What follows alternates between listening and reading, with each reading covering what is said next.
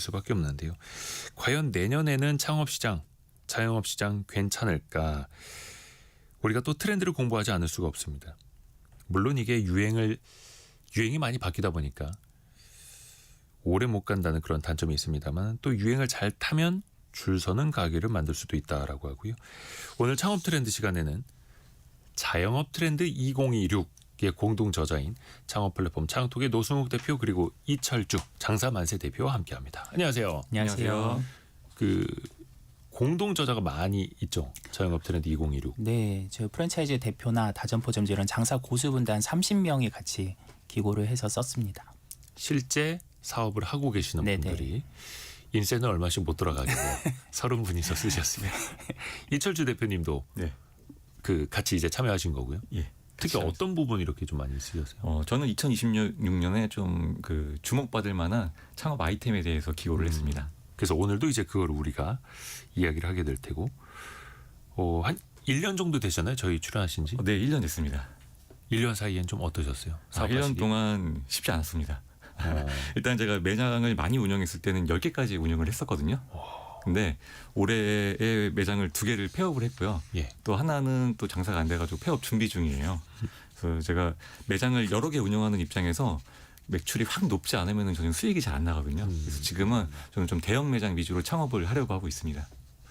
창업을 또 준비하시는 거예요? 아니면 그냥 10개에서 3개 빼고 7개만 운영하시려고? 창업을 하고 있긴 한데요. 지금도 예전에는 좀 1, 2억 원 선에서 적당한 매장으로 창업을 했다면 지금은 3, 4억 원 이상의 좀 대형 매장 위주로 창업을 하려고 해요. 그것도 좀 양극화가 나타나서 그런 거예요? 맞습니다. 왜 자영업시장 전체가 올해 특히 어려웠다라는 이야기 많이 하잖아요. 네네. 이거를 체감하고 계시는 거예요? 제가 자영업자분들 100명에게 물어보면 100명 다 어렵다고 그러고요.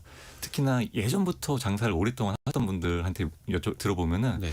예전에 비해서 정말 많이 어려워졌다 이런 말씀을 많이 하세요. 그러니까 늘상 어렵다 하는 이야기랑 더 달라요? 확실히 체감되는 게 다릅니다. 일단은 불경기라서 매출이 떨어진 거는 다들 잘 알고 계실 거예요. 그런데 그것보다는 재료비랑 인건비 상승 이걸로 인해서 수익률이 떨어진 게 현장에서는 더 좀 크게 다가오거든요. 비용이 많이 올라서. 예. 게다가 요즘에 사람 구하기도 너무 힘들고 트렌드의 변화는 너무 빠르고 그래서 좀 장사하는 데 어려움이 많이 있는 시기인 것 같습니다. 노승욱 대표님이 주변에서 지켜보시기엔 어때요? 네, 진짜 맞는 말씀이고요. 네. 진짜 장사 고수분들도 어렵다. 이렇게 고수분들도 폐업을 할 정도로 요즘 공실이 늘어나고 있다는 게 그렇게 보여주는 것 같아요. 여실하게. 네, 그나마 이제 지금 버티는 데들은 불경기에 이제 버틸 수 있는 가성비 있는 식당들, 그런 가게들이 주목을 받고 있는데 최근 유행했던 것들도 보면 샤브샤브 무한 리필이나 초저가 한우, 또 뭐 1,900원 생맥주 이렇게 진짜 가격을 파괴했다. 이 가격에 팔아도 맞아요. 되나 싶은 그런 것들이 잘 됐는데, 근데 또 한편에서는 이게 약간 생태계 교란종이다 이런 얘기도 나와요. 너무 업계에 이렇게 하면 이제 다 같이 죽는 거 아니냐. 또 그거를 근데 무작정 따라갔다가 또 이제 피해를 이제 보시는 분들도 있고 그래서 무조건 싸게 파는 게 과연 지속 가능한가 이런 우려도 많이 나오고 있습니다. 그렇죠. 뭐 1,900원짜리 생맥주, 뭐 네. 2,900원짜리 안주. 근데 오죽하면 그럴까라는 생각도 들어요. 초저가 경쟁. 이철주 대표님 이런 거 어떻게 보세요? 저도 초저가로 들어가는 그 마음은 너무 잘 알겠거든요. 그런데 이게 사실 가격으로만 승부하는 브랜드는 좀 지속성에 있어가지고 문제가 생길 가능성이 되게 높기 때문에 가격 플러스 나만의 가치를 좀 더 추가를 한다고 생각하고 장사를 하시면 좋을 것 같아요. 가격 플러스 나만의 가치. 그래서 지난번에 저희가 이제 2026년 자영업 트렌드 10대 키워드로 이제 네. 첫 번째 이제 가성비 신기루를 말씀드렸거든요. 네. 이게 가성비 때문에 좀 줄 서는 가게들이 처음에는 잘 돼 보이지만 신기루처럼 이제 오래가지 오래 못해서 못 간다. 사라질 수 있다는 거죠. 맞아요. 그러면 이번 시간에는 내년에 주목할 만한 창업 아이템 5가지 소개해 주신다고 해요. 물론 이거 한다고 해서 다 대박 난다라는 건 아니고 한번 이쪽을 좀 스터디해 보시면 좋겠다라는 취지로 들어주시면 될 테고요. 첫 번째는 어떤 겁니까? 첫 번째는 일본식 무한리필 술집과 고깃집입니다. 무한리필이요? 예, 일본 말로는 일단 일본식 그 무한리필 술집을 노미오다이라고 표현하는데요. 네. 일본에서는 기본 2시간 동안 10,000원에서 20,000원 정도를 내면은 맥주, 소주, 사케, 하이볼 등 다양한 술을 무제한으로 즐길 수 있는 그런 컨셉트가 있어요. 2시간 동안 1, 2만 원이요? 네네.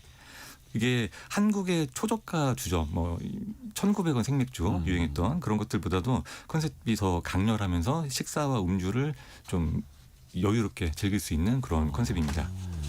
제가 매년 3번 정도 일본 시장 조사를 가고 있어요. 근데 갈 때마다 보면은 저 무제한 술집 더 많이 늘었다 이런 걸 계속 느낄 정도로 요즘에 일본에서도 꽤나 유행을 하고 있는 컨셉입니다. 아니 근데 왜 아까도 우리가 1,900원짜리 생맥주 이야기를 했잖아요. 초저가 주점이 이미 있고 무한 리필 주점 그러면 어떻게 다른 거예요? 일단 초저가 주점이 작년에는 인기가 상당했고요. 올해는 좀 인기가 떨어지는 게 눈에 보일 정도로 확연히 보이거든요. 네네.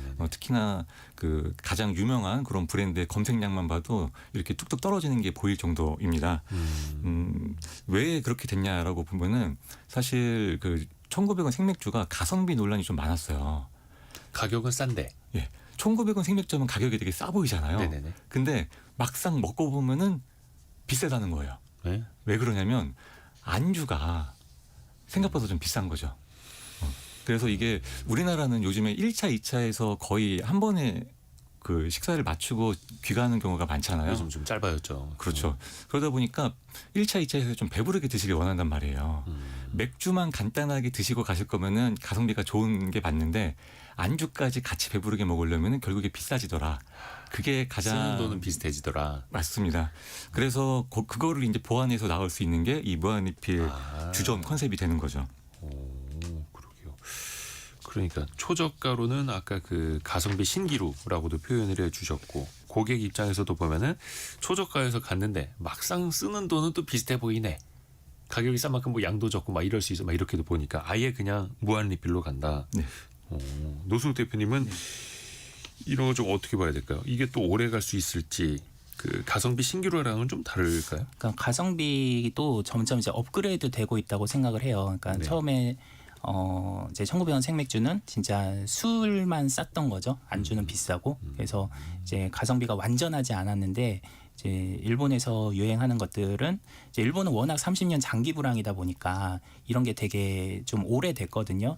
이미 한 2000년대에 뭐 맥도날드가 햄버거를 1,000원 이하짜리를 파는 것도 나오고 네. 뭐 3,000원대 규동이 나오고 그래서 이게 그냥 단기간에 이벤트로 이렇게 되는 게 아니라 이제 그 가격으로도 유지가 될 수 있는 이제 완전한 가성비를 이제 만드는 구조화가 된 거죠.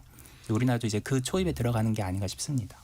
반짝하고 네네. 박리담회로 파는 그런 초저가가 아니라 꾸준히 갈 수 있는 무한 리필 네네. 가게로요.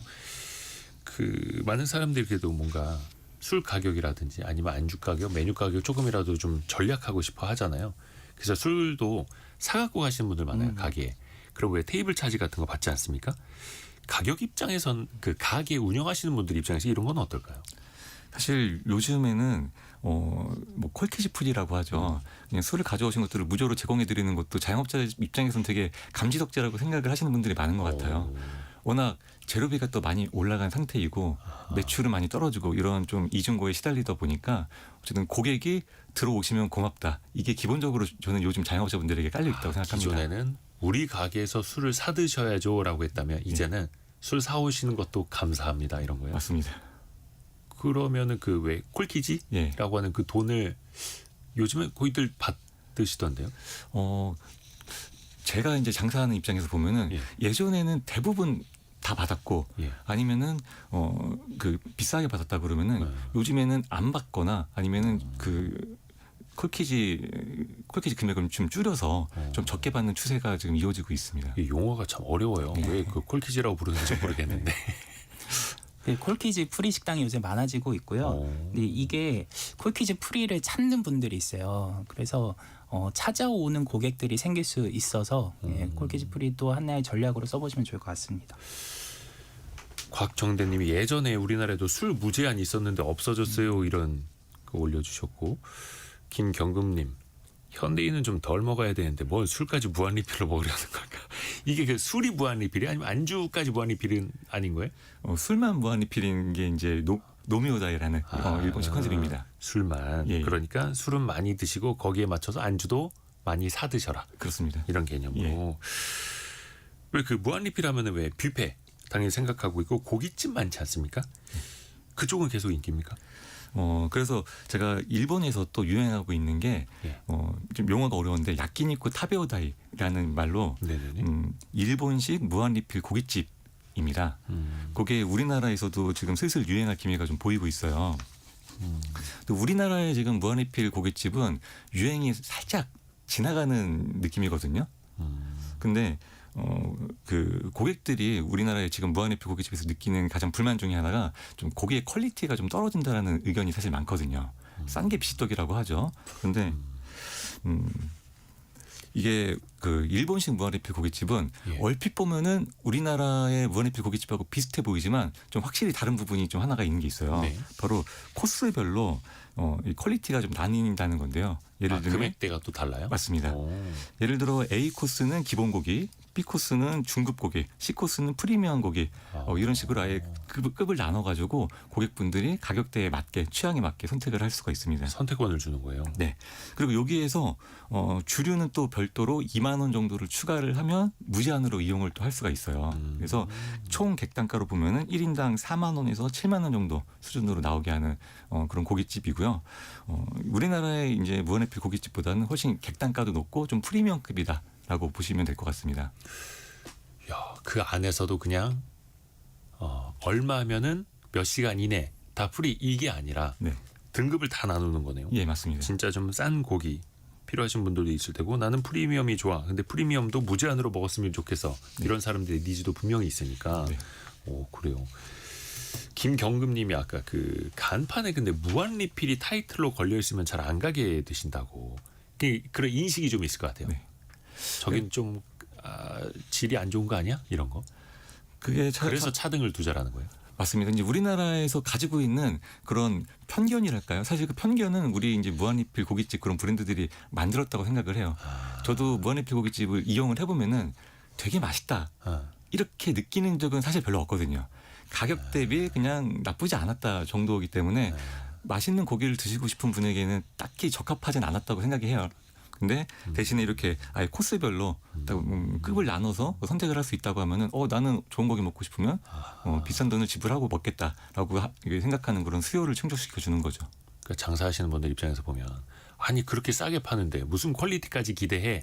라고 반문을 할 수도 있겠는데 근데 어찌됐든 간에 고객들의 요구 사항에 따라서 등급을 나눠서 가격을 또 책정을 하면 된다. 이것도 하나의 그 솔루션이 되는 거네요. 또 하나 이제 오해하실까 봐.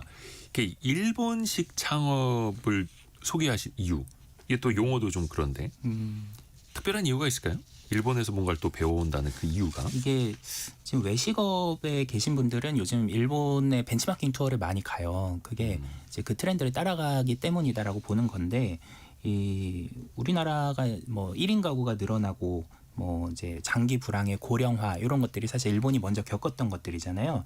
그래서 3, 4인 가구가 이제 가구 형태의 중심이었던 시절에서 지금 이제 1, 2인 가구가 중심이 되면 혼밥, 혼술이 늘어나고 또 이제 가성비를 찾게 되고 불황이면 이런 것들은 이제 뭐 어쩔 수 없는 이건 뭐 우리나라뿐만 아니라 이제 전 세계가 뭐 일본화 된다라고 할 정도로 이제 좀 거대한 메가 트렌드이기 때문에 이제 그런 거는 참고를 하는 차원에서 말씀드린 거고 근데 이제 또 한국형으로 또 감안을 해야 되는 부분들도 있어요. 예를 들면 일본은 프랜차이즈가 이렇게 하나 나와도 오래 갑니다. 예를 들면 지금 뭐 1,900원 생맥주 이런 것도 사실 5년 전에 일본에서 나온 건데 지금도 일본에서는 그런 게 있거든요.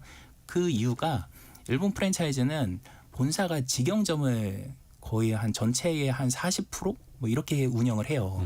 우리나라는 뭐 가맹점이 100개인데도 직영점이 하나도 없는 데도 많고 이러다 보니까 본사는 트렌드가 바뀌면 또 그냥 다른 걸로 갈아타고 이런 문제가 있죠. 그래서 일본을 이제 뭐 따라갈 건 따라가되 또 한국형으로 각색을 할 거는 또 참고를 하시면 좋을 것 같습니다.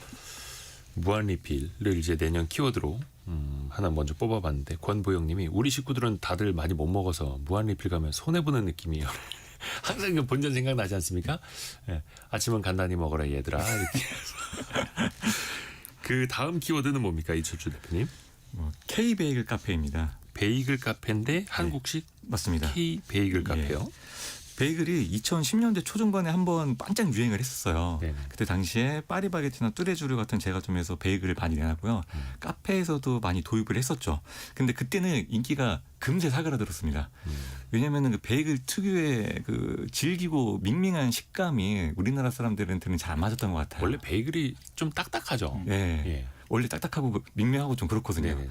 근데 우리나라 사람들은 좀 쫄깃하고 고소하고 그런 거를 맞아요. 확실히 좋아한단 말이죠. 예. 그래서 요즘에는 K 베이글로 좀 다시 태어난 베이글이 인기를 끌고 있습니다. 그렇죠.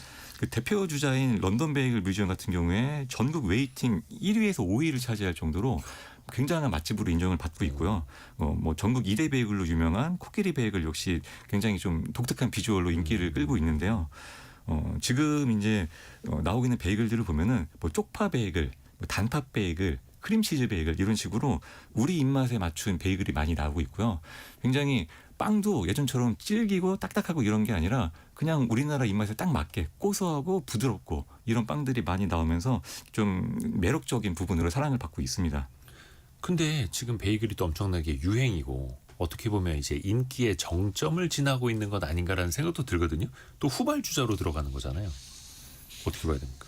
그래서 일반 카페나 빵집에서 단순히 기성품 베이글을 받아서 파는 거는 그렇게 저도 큰 경쟁력이 있다고 생각하지는 않아요.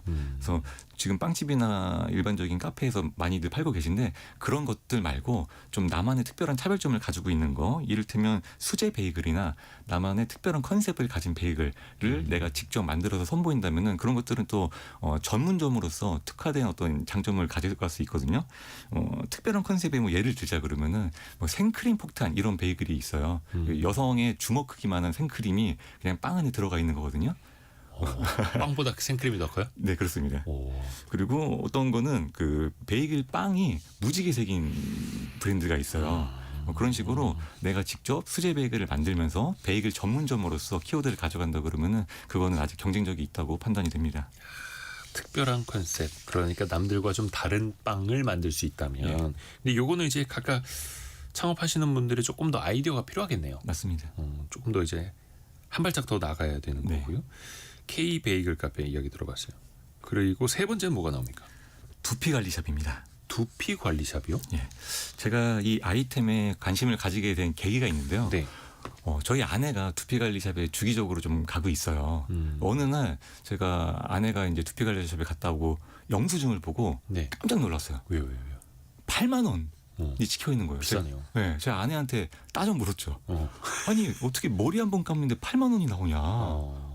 말이 안 된다 그랬더니 아내가 이제 설명을 해주는 게 예. 머리만 감겨주는 게 아니고 거기에서 두피 관리도 해주고 마사지도 해주고 이런 식으로 좀 프리미엄 마사지샵 개념이라고 얘기를 하더라고요. 그리고 제가 이 아이템에 대해서 조금 호의적인 느낌을 가졌던 게 저희 아내가 좀 두통이 잦았어요. 근데 이 두피 관리집에 가면서 두통도 좀 많이 완화가 되고 잠도 잘 온다 이런 얘기를 하면서 제가 좀 편견이 깨지기 시작했습니다. 남성들한테는 그 뭐 탈모 관리? 이런 게 탈모 될 수도 관리도 있고. 많이 하고요. 예. 또 탈모 인구가 많지 않습니까? 그 예. 시장도 좀 클까요, 그러면? 지금 국내 탈모 인구가 약 1,000만 명에 달한다고 하고요. 이 중에 그 20, 30대의 비중이 40%나 됩니다. 이런 그 탈모 젊은 인구가 인구도? 예. 젊은 인구의 탈모가 계속 늘어나고 있거든요. 근데 이 원인이 뭐 안 좋은 식습관이라든가 미세먼지, 잦은 연색, 염색. 패스트푸드 배달 음식 막 이런 것들이 주된 원인인데요. 이런 수치들이 앞으로 줄어들까를 생각을 해봤을 때 앞으로 줄어드는 것보다는 조금 더 악화될 가능성이 더 높다고 생각이 돼요. 그래서 이 두피관리샵이라는 게 좀 점점 더 성장할 수 있는 산업이 아닐까라고 저는 예상을 하고 있습니다. 그러니까 어떻게 보면 이제 피부 미용 시장이 커지는 것처럼 네. 두피도 피부니까 예. 머리의 피부니까 네. 그쪽도 그렇죠. 또 헤어 관리뿐만이 아니라 두피도 이제는 관리한다. 근데 여기는 뭔가 좀 고급 제품을 좀 써야 할 것 같고 또 이 인력도 계속 필요할 거 아니에요. 네. 사람이 있는 만큼 또 손님을 관리해 줄 수 있으니까 초기 자본이 좀 들지 않을까요? 어때요? 초기 자본이 좀 들어가는 편이에요. 기계도 좀 비싼 편이고요. 평수도 좀 넓게 쾌적해야 되고 인테리어도 조금 예쁘게 되어 있어야지 고객분들이 와서 아늑함을 느낄 수가 있거든요. 그래서 이 아이템 자체는 뭐 한 최소 2, 3억 이상 정도는 들여서 창업을 해야 된다라고 생각을 하시면 되고요. 대신에 또 그 장점이라고 하면은 우리가 여성 창업이라고 하면 뭐 기본적으로 네일샵, 왁싱샵, 피부 관리샵 이런 것들을 네. 기존에 많이 해오셨단 말이에요. 그런 것들보다는 창업 비용이 비싼데 비싼 대신에 조금 더 쾌적하고 좀 근무 환경은 조금 더 아늑하다고 볼 수 있거든요. 그 업무 강도도 좀 낮고요. 두피 관리 샵이라고 해서 이렇게 손으로 머리 감겨주고 뭐 두피 마사지 해드리고 이런 건 줄 알았는데 막 장비도 필요한 거예요. 장비가 굉장히 디테일한 장비가 필요합니다. 두피를 이제 깊게 들어가 가지고 정밀하게 이렇게 관찰을 해서 거기에 맞는 솔루션을 내려주기도 하거든요. 그러니까 진단을 해야 되니까. 네. 이거를 이제 두피 관리 샵이라고도 하지만 이제 헤드 스파라고도 하더라고요. 그러니까 좀 이제 고급화되는 거고, 그래서 진단 장비 같은 거 뭐 큐티클층까지 이렇게 보여주면서 해야지 이제 내가 관리를 받아야겠구나 이렇게 실감이 될 테니까 예, 그런 해상도 있는 장비들도 갖춰놓고 해야 된다고 하더라고요. 또 이런 시장도 커지고 있다라는 거고요. 또 내년에 뜰 만한 창업 아이템 이제 2위네요. 우리가 3위까지 들어봤고 2위는 뭡니까? 건강 트렌드의 핵심인데요. 예. 저칼로리 무인 편의점입니다. 그냥 편의점도 아니고 그냥 무인 편의점도 아니고 저칼로리 무인 편의점이요. 네. 요즘에 제로 음료나 뭐 저당 간식, 저칼로리 제품 정말 많이 보이잖아요. 네네네. 근데 이런 흐름을 정확하게 반영한 아이템이 저칼로리 무인 편의점인데요.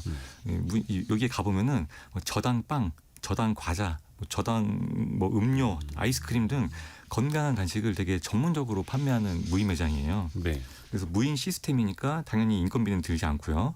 인테리어나 설비도 거의 할 게 없어요. 그래서 창업 비용도 거의 뭐 5천만 원 내외로 할 수 있을 정도로 저렴한 편이고요. 그래서 굉장히 요즘에 좀 각광받는 아이템입니다. 최근에 어떤 프랜차이즈 브랜드는 매장이 1년 동안 100개 이상 늘어날 정도로 굉장히 좀 빠르게 성장을 하고 있어요. 그러면 다른 거 뭐 아이스크림이나 초콜릿 이런 거 안 팔아요? 이 편의점에서는? 팝니다. 근데 그게 다 제로 칼로리나 저당이에요. 거의 뭐 예. 무인 편의점계의 막 건강식 맞습니다. 이렇게요. 예. 오, 신기하네요. 완전 틈새 전략인데. 맞습니다. 이것도 막 지금 커져가고 있는 거예요. 근데 이런 거 한다고 해서 다 잘 될 수 있을까? 좀 주의할 점은 없을까요? 이게 말씀하신 대로 틈새이기 때문에 쭉 오래 간다라고 보기에는 좀 무리가 있을 수 있어요. 아무래도 건강을 생각하시는 분들이 물론 요즘에 많이 늘어나고 있지만 또 저당 음식을 찾아 먹는 분들은 또 한정되어 있긴 하거든요. 그래서 시장이 지금 빠르게 커지고 있기 때문에 이 수요는 또 한정되어 있는 만큼 아무래도 좀 포화 상태가 될 가능성이 좀 포화 상태가 될 가능성이 좀 높고요. 제가 지금은 뜨는 아이템이라고 소개를 드릴 수는 있지만 네네. 이게 지속 가능한 아이템으로 우리가 또 발전시키는 것은 또 숙제로 남아 있을 것 같습니다. 그러게요. 이 시장이 얼마나 커질 수 있을 것인가, 반짝 유행이 아니고 얼마나 오래 갈 수 있을 것인가도 봐야 되는 거고요. 다만 이제 저칼로리, 뭐 제로 슈거 이런 또 유행이 반짝이 아니라 또 되게 길게 가고는 있잖아요. 전 주변 아직 못 봐가지고. 요새 대로변에 이제 가끔 보이고요. 또 일본에서는 냉동식품만 파는 그 마트도 있어요. 무인으로? 아니요, 이제 사람이 있는데, 그러니까 냉동식품을 이제 종류가 엄청 다양한 거죠. 근데 이게 1인 가구가 많아지면서 좀 쟁여놓고서 이제 간편식으로 먹는 수요가 늘어나다 보니까 그런 트렌드를 이제 노린 것 같습니다. 그런 데는 냉장고가 필요 없이 냉동고만 있으면 되네요. 그렇죠, 그렇죠. 작업할 때도. 그리고 예, 이철재 MC. 그래서 제가 이런 이런 이제 제로 무인 편의점 같은 것들을 네. 그대로 창업하셔라 이런 식으로 제가 권장드리는 것은 아니고요. 이런 아이템들이 요즘에 뜰 정도로 제로에 대한 우리가 관심이 높다, 건강에 대한 관심이 높다라는 것을 파악을 하시고 매장 운영을 하시면서도 우리 매장에 콜라 같은 걸 넣으실 때도 요즘에 제로 콜라 없으면은 고객분들이 안 좋아하거든요. 그리고 제로 음료나 아니면은 그 술 같은 것도 무알콜 맥주, 무알콜 하이볼 이런 것도 나올 정도로 건강에 대한 관심이 많이 높기 때문에 그런 것들을 매장에 유연하게 잘 적용을 하셨으면 좋겠습니다. 그렇죠. 왜 그 일반 콜라 찾는 분들한테 저희는 무설탕 콜라밖에 없어요. 이거 드세요 하면 이제 그냥 잘 드시지만 무설탕 콜라 찾으시는 분한테 일반 콜라밖에 없어요. 그냥 드세요라고 하면 고객들 싫어하지 않습니까? 맞아요. 이게 시대의 흐름이 또 이제 그렇게 가고 있어요. 해서 저칼로리 제품만 파는 무인 편의점 뭐 이런 것도 있고요. 내년에 뜰 수 있는 아이템 이게 그 순위? 네. 인기 순서? 아니면 유망 순서 이렇게 배치하는 거예요? 유망 순서이긴 합니다만 네. 제가 뜨는 아이템 기준이고요. 이게 좋다는 아닙니다. 그 오해하면 안 되겠네요. 예. 그러면 그 마지막으로 꼽는 예. 어찌됐든 1위 네. 많이 뜨고 있다는 예. 뭡니까? 초저가 돼지갈비입니다. 돼지갈비요. 예. 2025년 올해에는 9,800원 초저가 한우가 되게 인기를 많이 끌었어요. 그 좀 후속으로 이어지고 있는 트렌드라고 보시면 되는데요. 네. 지금 국내산 돼지갈비 100g을 3,800원 네, 팔고 있어요. 100g에 3,800원이요? 네. 심지어 막 오픈 이벤트를 하게 된다 그러면은 그걸 반값으로 1,900원에 파는 곳도 있을 정도거든요. 이거 뭐 대패 삼겹살 막 이런 거. 대패 삼겹살 같은 개념보다도 진짜 돼지갈비, 저희가 먹는 돼지갈비가 맞습니다. 양념갈비. 예. 그래서 이렇게 팔아서 남는 게 있나라고 생각이 좀 드실 수도 있을 거예요. 네네. 제가 간단하게 좀 계산을 해봤거든요. 예. 250g 기준으로 보면은 가격이 9,500원입니다. 어찌 보면은 100g당 3,800원이라고 하면은 되게 싸 보이지만 네. 250g에 9,500원 이렇게 하면은 또 그렇게 싸진 않아 보일 수 있거든요. 게다가 상차림비가 1,500원이 있어요. 상차림비를 깔고 가는 거예요. 네, 한 분당 1,500원은 이제 더 지불을 하고 드셔야 되는 거죠. 그러다 보니까 돼지갈비는 추가 주문도 많고 사이드 메뉴도 많고 이제 그러다 보니까 객단가가 일반적으로 2만 원 이상은 좀 나올 수 있어요. 제가 최근에 그 친구랑 같이 가서 둘이서 돼지갈비를 먹고 왔거든요. 네, 여기서. 네. 그러니까 여기 초저가. 네네. 여기 가세요. 네. 술을 안 먹었는데도 6만 원이 나오더라고요. 비슷한 거 아닙니까? 네, 결국에는 저는 비슷하다고 느꼈는데 어쨌든 그 고기의 퀄리티라든가 서비스의 품질은 괜찮다고 고객 입장에서 느꼈기 때문에 다음에 또 이용할 수 있겠다라고 생각은 했습니다. 요즘에 거의 뭐 돼지갈비 1인분이 만 원대 후반 거의 2만 원에 육박하니까. 네. 근데 어떻게 보면은 250g 기준 요거 뭐 한 1인분이라고 칠 수도 있겠고 9,500원 굉장히 저렴해 보이기는 합니다. 근데 다만 상차림비가 1,500원 정도가 있겠고 고객들이 이거를 이제 어떻게 받아들일까? 역시나 중요한 건 또 퀄리티 아닙니까? 네. 노성 대표님. 지금은 이제 아직 초기다 보니까 또 뭐 재료 수급이나 이런 것들이 이제 괜찮아서 지금 가신 분들은 가성비 좋다라고 평가들을 하시더라고요. 뭐 초저가 한우도 지금도 괜찮다. 왜냐하면 그게 코로나 때 이제 좀 이제 대량으로 생산됐던 한우 재고가 이제 지금 풀리기 시작하면서 네. 나오는 거라 이제 제품 자체에는 문제가 없거든요. 그런데 문제는 앞으로입니다. 이게 수급이 이제 계속 원활하게 이뤄질까? 지금처럼 이렇게 초저가 매장들이 많아지면 그랬을 때는 그래서 지금 저희 아는 그 고기 도매로 이제 파시는 분도 이제 초저가 한우 파는 프랜차이즈에서 이제 연락이 온다고 하더라고요. 이제 수급이 어렵다 보니까 다른 부위로라도 이제 좀 공급을 해줄 수 있겠느냐 할 정도로 이제 좀 이제 위기 신호가 이제 감지가 되는 거죠. 그러면 이 초저가 돼지갈비집 하시는 분 입장에서 보면은 가격이 오를 수도 있고 그러면 초저가 전략을 하기가 어려울 수도 어려울 수 있죠. 있고. 그러면 이제 다른 부위를 쓰게 되겠죠. 저 질이 안 좋은 싼. 예, 그러면은 이제 맛이 떨어지면 또 소비자들이 발길이 또 뜸해질 수도 있고 하니까 이게 너무 이제 시장이 포화되기 시작한다. 그래서 고기의 질이 좋은 거를 수급하기가 어려워진다 하면은 이제 들어가면은 안 되는 시장이 되겠죠. 근데 아직까지는 이제 그런 상황은 아닌데 그러게. 그렇게 갈 것 같다. 그러니까 결국에는 질 좋고 저렴한 고기를 수급해 와야 하는데 사실 그게 어려운 것 아닙니까? 그죠. 네, 아직은 이제 그런 업체가 많지 않다 보니까 뭐 수급에 문제가 없겠지만 많아지면 또 올해는 초저가 한우가 유행이었던 거예요? 네, 초저가 한우가 이제 열풍이었고 지금 이제 초저가 돼지갈비로 또 옮겨서 불이 붙고 있는 상황인 아니 거죠. 9,800원짜리 한우가 어떻게 가능한 거죠? 이게 뭐 1인분이에요? 예. 1인분에 9,800원인데 이것도 사실 가능했던 게요. 예. 저희가 이제 그 코로나 때 그 한우 생산량이 되게 좀 많아졌던 시기가 있었어요. 그때 재고가 이제 많이 남아 있는 거죠. 그런 것들이 이제 풀리면서 시장에서 좀 싸게 한우를 가져올 수 있는 그런 시기가 되었습니다. 냉동 한우로. 예.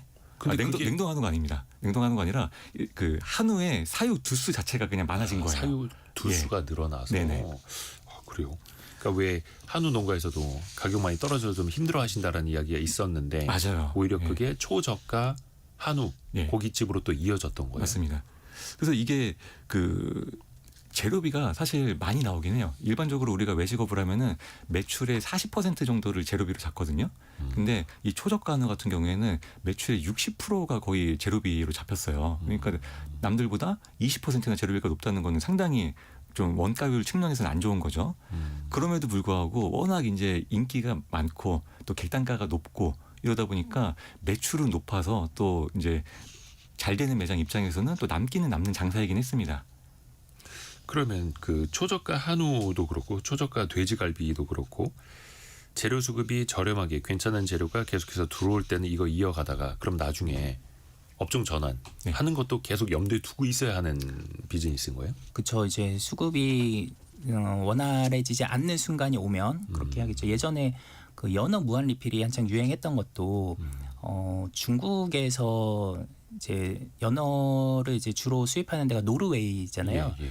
근데 노르웨이랑 약간 이제 외교적인 분쟁이 있었어요. 그러면서 이제 중국에서 노르웨이산 연어 수입을 중단하다 보니까 이제 공급이 이제 우리나라로 많이 몰리면서 이제 엄청 싸게 들어왔던. 예, 그게 싸게 그 공급이 됐던 건데 이제 외교 관계가 다시 복원이 되면서 무한 리필이 이제 불가능해졌던 거거든요.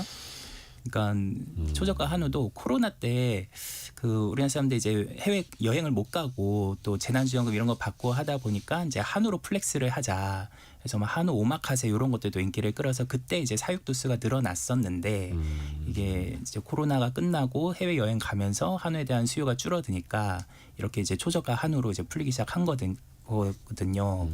그러니까 이런 이제 시장의 변화가 또 있으면 이제 수요 그 공급이 이제 또 문제가 생길 수 있으니까. 그거는 이제 언제든지 내가 왜 사업할 때 피벗이라고 하지 않습니까? 네네. 돌아설 준비를 해야 된다라는 거예요.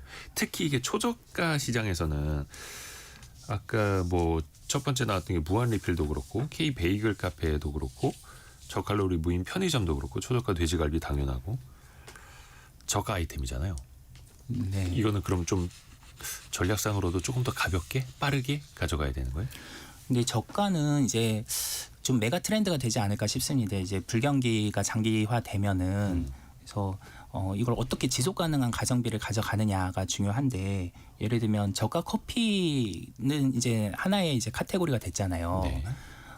근데 지금 이제 베이글 카페가 인기를 끄는 거는 저가 커피만 팔아가지고는 가성비가 이제 고객은 좋지만 자영업자는 남는 게 없으니까 객단가를 높이기 위한 뭔가 사이드 메뉴를 찾다 보니까 이제 베이글 메뉴를 추가하게 된 거거든요. 네. 그러니까 이런 식으로 가성비를 기본으로 가져가면서 어떤 수익성도 같이 가져갈 수 있는 그런 전략을 이제 같이 고민을 해야 되는 시기인 것 같습니다. 어허. 그 가성비를 따질 수밖에 없는 것도 이게 불황이기 때문일 테고요. 이 2020년, 21년에는 그래도 그때는 왜 가심비라는 말 좀 있었잖아요. 좀 비싸도 사 먹는다. 언제 이제 저금리 시절이고 돈이 많이 돌던 시절이니까. 지금 생각해 보면 그런 시절이 또 다시 올까 싶기도 한데 물론 이제 경제는 돌고 돌기는 한데 일단은 그 이철주 대표님이 보시기에도 내년에는 역시나 가성비로 갈 수밖에 없다 이렇게 보시는 거예요. 가성비로 갈 수밖에 없습니다. 가성비라는 트렌드는 지금 상태에서는 거스를 수가 없어요. 대신에 가성비로 간다고 막 싸게 안 좋게 판다 이렇게 접근해서는 안 되고요. 하나 예를 들어볼게요. 제가 초저가 돼지갈비가 유행한다 그랬고 네. 그리고 그 전에는 초저가 한우가 있었다 그랬잖아요. 네. 이런 것들을 이제 우리가 싸게 팔 수 있는 이유는 그 공급이 좀 남아서거든요. 예를 들어 초저가 한우 같은 경우에 한우 사육 도수가 늘어났다. 그럼 우리가 한우를 싸게 사올 수 있는 거고요. 지금 같은 경우에는 돼지갈비를 좀 싸게 사올 수 있는 상황이에요. 그러다 보니까 돼지갈비를 싸게 들여와서 또 싸게 판매를 하는 거고요. 이런 식으로 우리가 트렌드에 좀 유연하게 반응을 할 수 있는 아이템으로 가져가면 좋거든요. 그리고 내가 개인 매장을 하시는 분이다 그러면은 뭐 굳이 간판에다가 무슨 9,800원 한우집 아니면 돼지갈비집 이런 식으로 하는 것보다 저는 그냥 뭐 땡땡 고깃집 이런 식으로 이름을 붙인 다음에 저렴한 고기를 언제든지 이렇게 피벗해서 바꿀 수 판매할 수 있게 있는. 예 그런 식으로 가성비로 가되 내가 유연하게 저렴한 제품을 구매해 올 수 있는 이런 거를 계속 트렌드에 대한 걸 좀 열어놓고 장사를 하시면 좋을 것 같습니다. 그러니까 어떻게 보면 성공예감 돼지갈비, 성공예감 한우가 아니라 성공예감 고깃집 네. 이렇게 해서 그 안에서 한우를 막 이렇게 위로 올렸다가 예. 그 다음에는 돼지갈비를 올렸다. 이게 수급 상황에 따라서 맞습니다. 성은실님이 우리나라는 유행 트렌드의 반응도가 너무 높다고. 근데 그러면은 또 자영업 하시는 분들도 어쩔 수 없이 따라가거나 앞서가거나 또 해야 되는 거예요.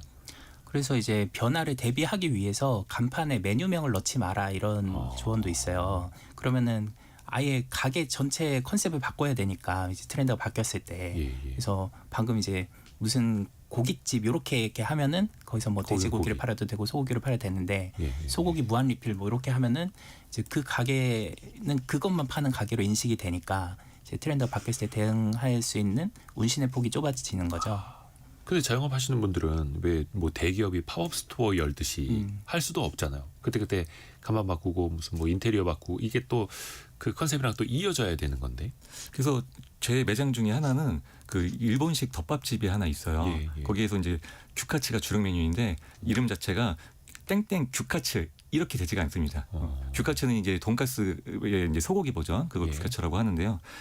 저희가 땡땡 규카츠라고 했다 그러면은 규카츠만 계속 팔아야 되겠지만 저희는 이제 그냥 이름을 그 저희만의 상호를 써가지고 메뉴명을 안 넣었어요.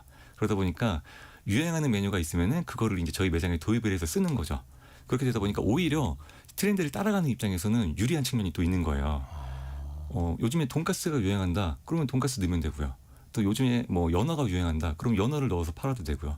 대신에 하나의 좀 명확한 줄기는 있어야 되겠죠. 저희 매장 같은 경우에는 컨셉이 연구소 컨셉을 가지고 가고 있어요. 그래서 어떠한 메뉴를 판매하든지 간에 우리만의 스타일로 열심히 연구해서 메뉴를 내놓는다. 이 컨셉을 지키면서 다양한 메뉴를 취급할 수 있는 이런 유연성을 가지고 가는 거죠. 연구소 컨셉이다 보니까 어떤 메뉴가 올라올지 모르고 네, 바뀌어도 고객 입장에서는 아 여기는 원래 이런 곳이니까 하면서 또 이해하고 먹고 맞습니다. 그럼 나중에 그 뭐 메뉴판 구성도 막 바뀔 수 있는 거고 메뉴판을 저희는 그래서 되게 자주 바꿔요. 이제는 또 그럴 수밖에 없는 시대고요. 왜 우리가 왜 소프트웨어도 처음에 선보일 때 완성 버전입니다라고 하면 진짜 오류 나면 사람들이 막 뭐라 하는데 네. 랩 버전입니다. 네. 실험실 버전입니다. 그러면 이해하잖아요. 맞습니다. 이런 것처럼. 근데 계속 테스트를 해봐야 되는 거예요. 그렇죠. 그래서 장수 가게나 장수 브랜드들 보면 메뉴명이 들어간 게 잘 없어요. 예, 뭐 스타벅스나 뭐 이런 것도 무슨 커피 이렇게 하지는 않잖아요. 네, 그러니까 거기서 푸드를 팔아도 되는 거고, 네, 굿즈를 팔아도 되는 거고, 네, 이렇게 확장성이 있는 거죠. 그러게요. 마지막으로 2026년 새로운 어떤 아이템 준비하실 때 좀 그래도 신중한 접근이 필요하잖아요. 네. 당부 말씀 한 말씀 해주시죠. 이 빠르게 뜨는 아이템이 네. 빠르게 저물기도 쉽거든요. 그래서 제가 오늘 소개시켜드리는 아이템 5개가 그대로 창업하시는 걸 저는 권장드리진 않아요. 빠르게 뜨기 때문에 빠르게 질 수도 있다라는 것을 염두에 두시고 2026년에 트렌드를 파악하는 용도로 활용을 하셨으면 좋겠고요. 우리 매장에 맞춰서 적용할 수 있는 부분은 적용을 하시면서 장사를 하시면 참 좋을 것 같습니다. 아, 오늘도 많이 배웠습니다. 장사만세 이철주 대표 그리고 창업 플랫폼 창톡의 노수묵 대표 함께했습니다. 고맙습니다. 감사합니다. 감사합니다. 라디오 정보센터 다녀옵니다.